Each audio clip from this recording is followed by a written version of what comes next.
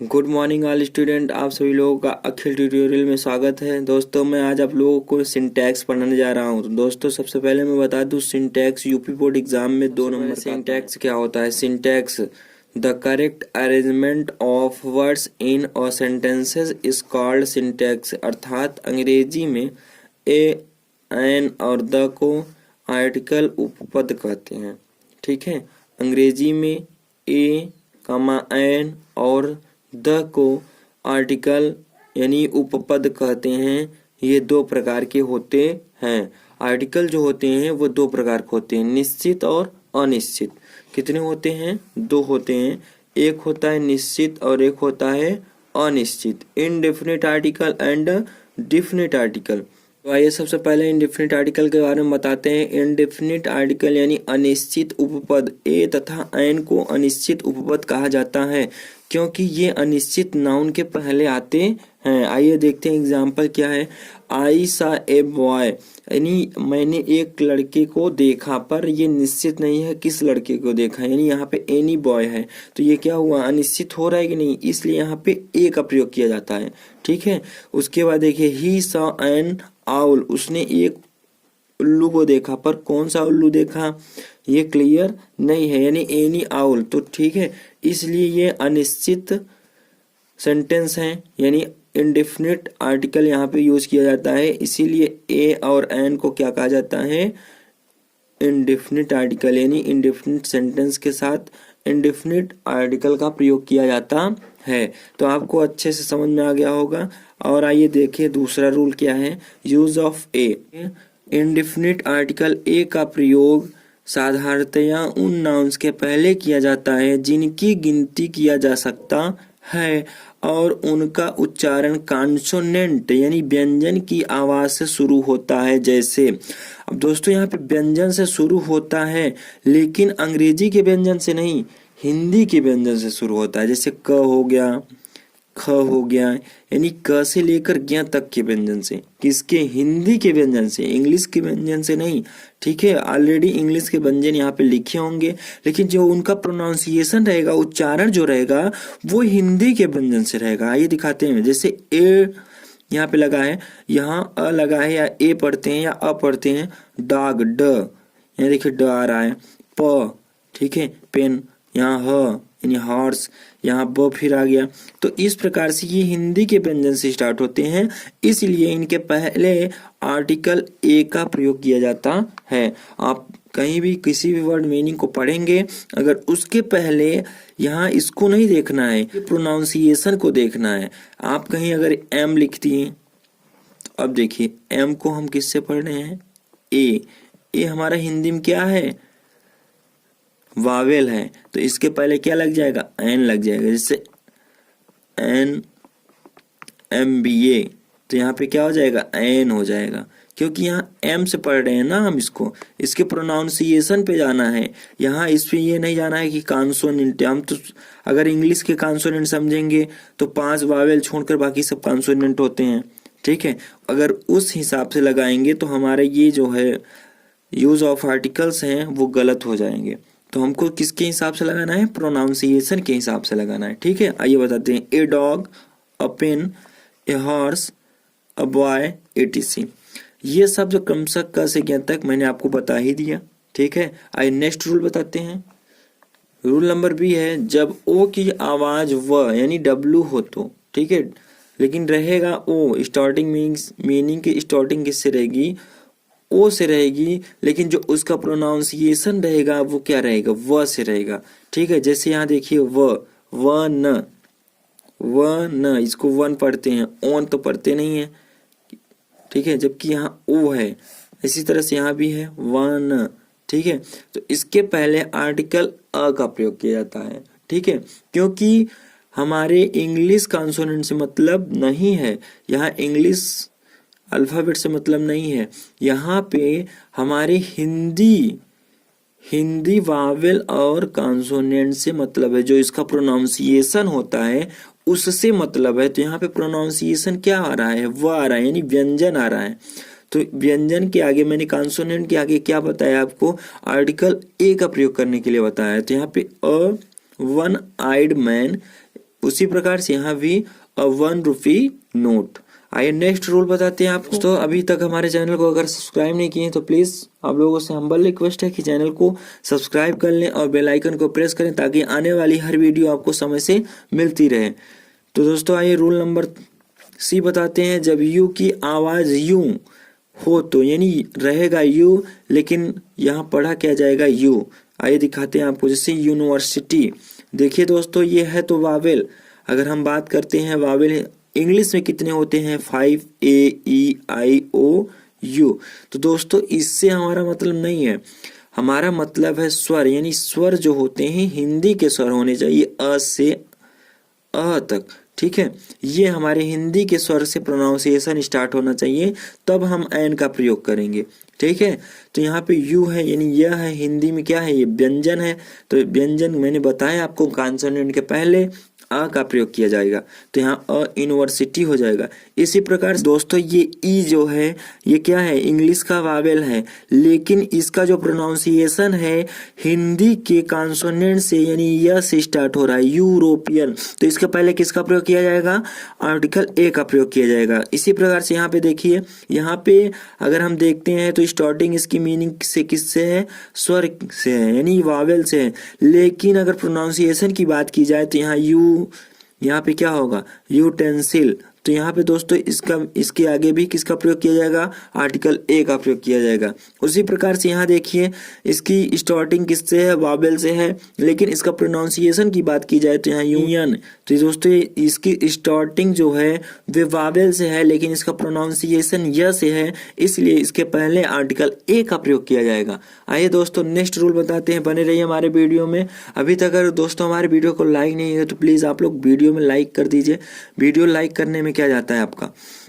Rule number D, एक वचन में जातिवाचक संज्ञा यानी कॉमन नाउन से पहले वन का भाव प्रकट करने के लिए ए का प्रयोग होता है। वन का भाव प्रकट करने के लिए जैसे दोस्तों आइए मैं आपको बताता हूँ, ही हैज अ बुक, जैसे उसके पास एक बुक है, वन मतलब एक, ठीक है, उसके पास एक कलम है, मेरे पास एक गाय है। इस प्रकार के जो सेंटेंसेस आते हैं यानी एक का भाव प्रकट करने के लिए हम आर्टिकल ए का प्रयोग करते हैं। ये आप लोग टेंस वगैरह में पढ़ते भी हैं, सबको पता होगा, आसानी से समझ में भी आ गया होगा।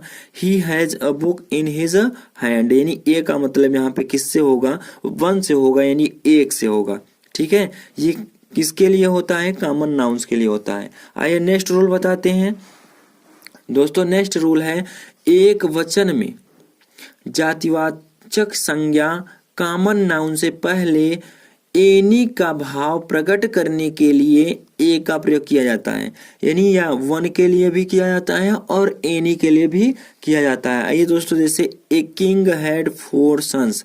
तो दोस्तों यहाँ पे ए किंग जो है, यहाँ एक किंग तो यहाँ मॉडिफाई कर रहा है, लेकिन ए किंग मतलब कोई राजा निश्चित नहीं है, इसलिए यहाँ पे ए का मतलब क्या होगा, एनी होगा, कोई भी राजा। यहाँ वैसे भी आर्टिकल ए और एन का प्रयोग अनिश्चित सेंटेंसेस के लिए किया जाता है, यानी इंडेफिनिट आर्टिकल्स होता ही है, इसीलिए इसको क्या कहा जाता है, इंडेफिनिट आर्टिकल कहा जाता है, क्योंकि यह अनिश्चित वाक्यों के साथ प्रयोग किया जाता है। तो दोस्तों आइए, द सेम का भाव भी प्रकट करने के लिए प्रयोग होता है। ए से द सेम का भाव भी प्रकट करने के लिए प्रयोग होता है, जैसे words of a feather falls together, जैसे words of a feather fall together. यहाँ पे ए का प्रयोग द सेम के लिए किया जाता है।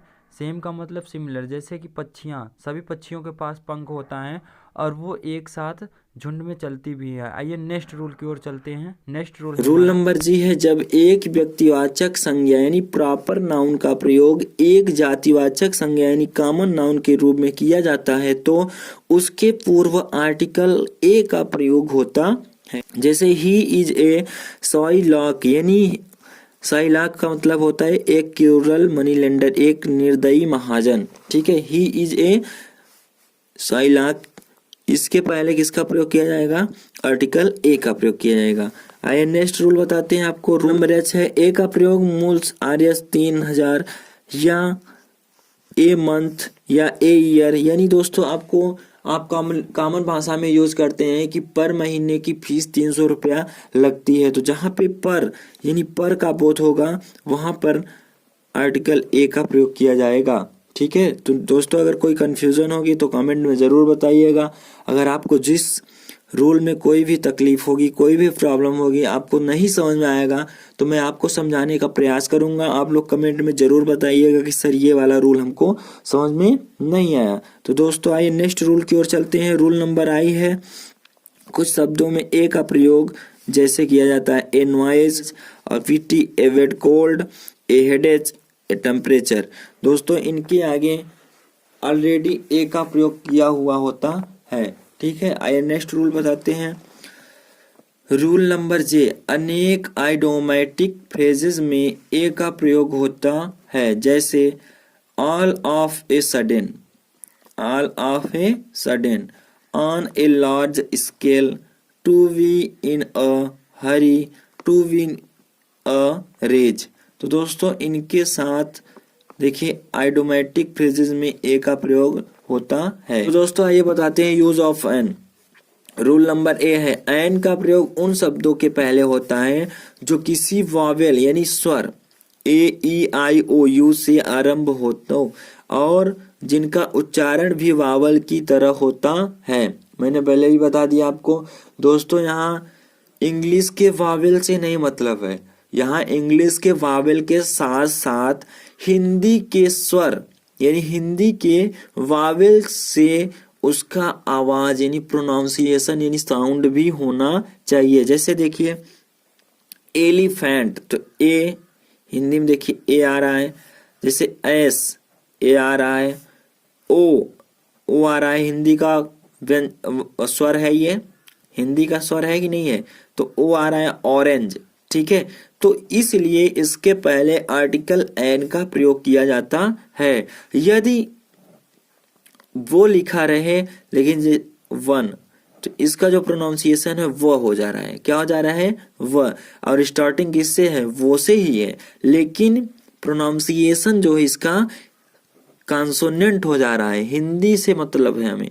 ठीक है, तो इसलिए इसके पहले ए का प्रयोग किया जाएगा, अ का, और इसके पहले एन का प्रयोग किया जाएगा, यानी हिंदी के जो स्वर होते हैं उससे प्रोनाउंसिएशन स्टार्ट होना चाहिए, उसकी जो साउंड होती है हिंदी के प्रोनाउंसिएशन से होनी चाहिए, तभी हम आर्टिकल एन का प्रयोग करेंगे, अन्यथा आर्टिकल ए का प्रयोग करेंगे। ठीक है, तो दोस्तों आज जैसे मैंने आपको बता दिया an elephant, an ass, an orange, ये शब्द क्रमशः ए आ आदि से यानी स्वर से प्रारंभ होते हैं। ठीक है, आइए नेक्स्ट रूल की ओर चलते हैं।